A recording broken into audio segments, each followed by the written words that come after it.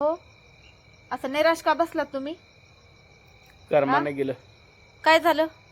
माझ्या महाराष्ट्राचे आणि माझ्या काळजातले दादा गेले हो ना, आम्हाला सोडून. खूप वाईट घटना घडली. स्वयंपाक केलाय पण त्याच्याकडे बघू सुद्धा वाटाणा झाले या. की ज्या महाराष्ट्राला रोखोक बोलणारा माणूस पाहिजे होता आणि तो होता पण गेला.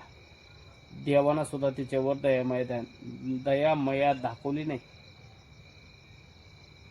खूप वाईट केलं महाराष्ट्राचं.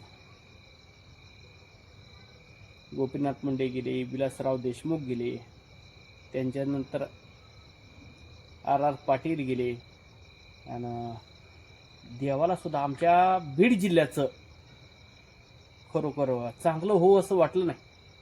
पालकमंत्री होते आमचे बीड जिल्ह्याचे. जेव्हा बीडचा विकास होईल तेव्हा आमच्या खरोखर महाराष्ट्राचा एक एक व्यक्ती राजकारणातला जातोय.